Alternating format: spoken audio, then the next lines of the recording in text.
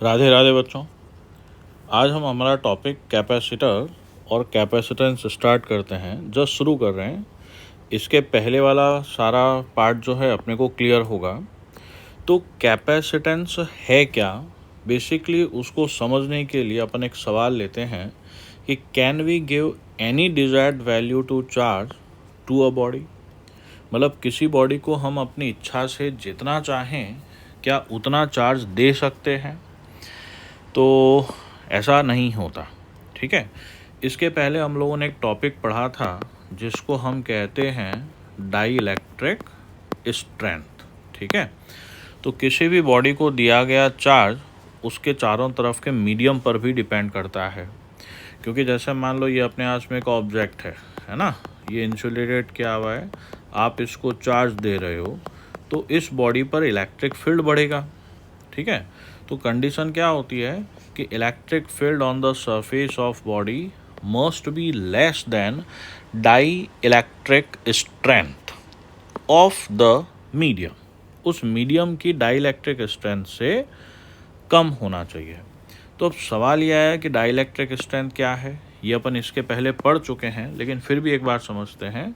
ये electric field की वो मैक्सिमम वैल्यू है जहाँ तक कोई भी सब्सटेंस, ठीक है, डाइइलेक्ट्रिक रह सकता है।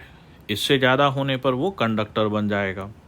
तो the maximum electric field up to which a substance can withstand with its dielectric nature, that is dielectric strength.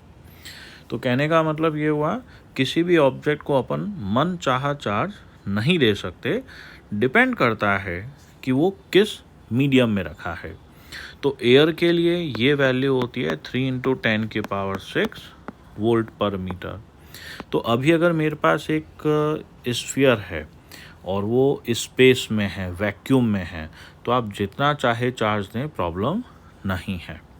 लेकिन अपन ने उसको एयर में रखा है ना, मीडियम आ गया, पहले वैक्यूम था अब एयर है, तो यहाँ पर electric field 3 × 10⁶ volt per metre से कम होना चाहिए। तो सवाल है, what maximum charge can be given to a conducting spherical shell of radius 5 centimetre. तो उसकी सरफेस पर इलेक्ट्रिक फील्ड एयर की डाइइलेक्ट्रिक स्ट्रेंथ से कम होना चाहिए। तो सरफेस पर इलेक्ट्रिक फील्ड क्या होगा, KQ/R² should be less than this value. तो electric field on the surface कम होना चाहिए डाइइलेक्ट्रिक स्ट्रेंथ ऑफ एयर से। ठीक है, अब इसको हम कैलकुलेट कर सकते हैं।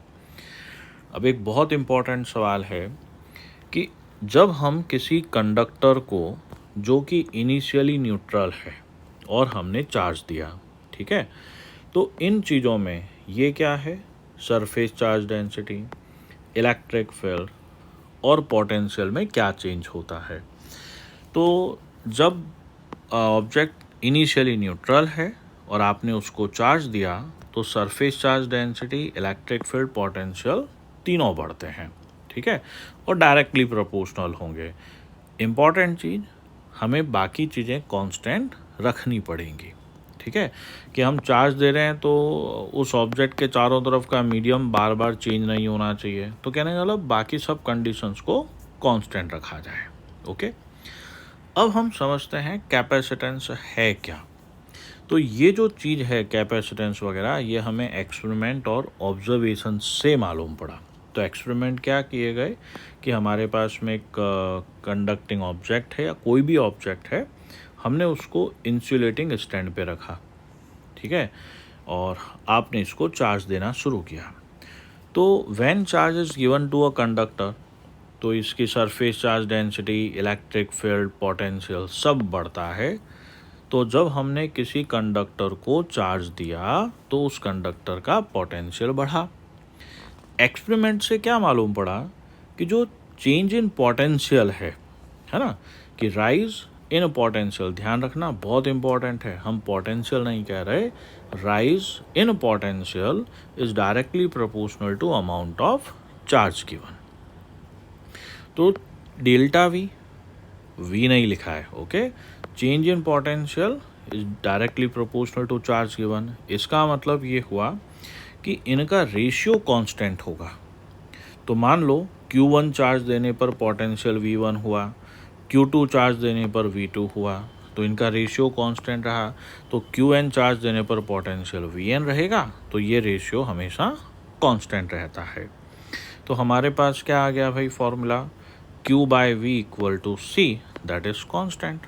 ओके, यहाँ पर V क्या है, पोटेंशियल। सुनने में अच्छा लगा, ध्यान रखना गलत है। ओके, तो ये पोटेंशियल नहीं है, जैसा कि मैंने आपको पहले भी बताया था, ये था पोटेंशियल डिफरेंस। ओके, फॉर्मूले में हम केवल V लिख के छोड़ देते हैं क्योंकि एक सब जगह ऐसा ही लिखा हुआ है, लेकिन ध्यान रहे कैपेसिटेंस के फॉर्मूले में जो Q/V होता है वहाँ पे V पोटेंशियल ना होके पोटेंशियल डिफरेंस है, और C जो कांस्टेंट है, प्रोपोर्शनलिटी कांस्टेंट, उसको हम नाम देते हैं कैपेसिटेंस। अब बारी आई भाई यूनिट की, तो चार्ज का यूनिट हो गया कूलाम, पोटेंशियल का हो गया वोल्ट, तो कूलाम पर वोल्ट।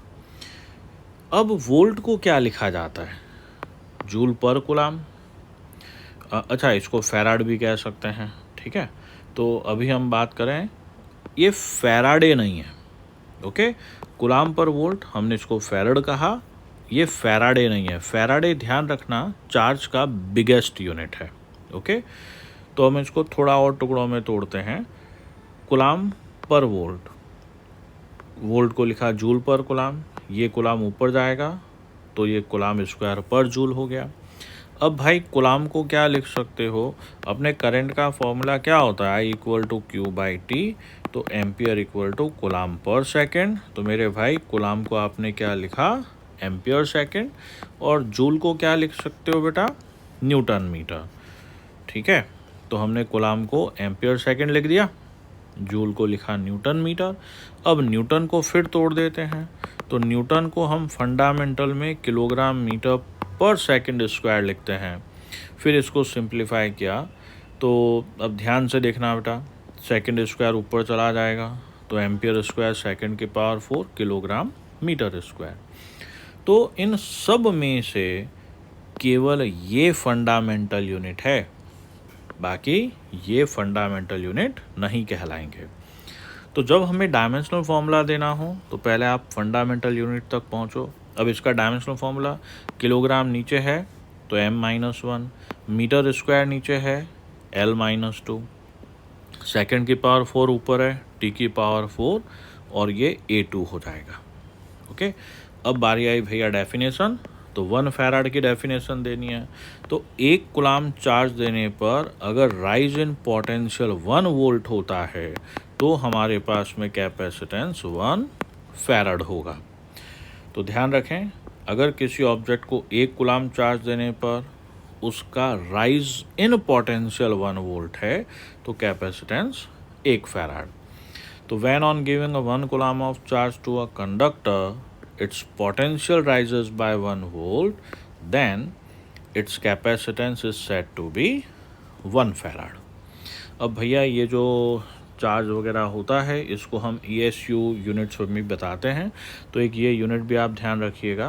कूलाम को अगर ESU में कन्वर्ट करेंगे तो 3 × 10⁹ ESU ऑफ चार्ज, पोटेंशियल को करेंगे तो वो 1/300 ESU of charge, that is electrostatic unit.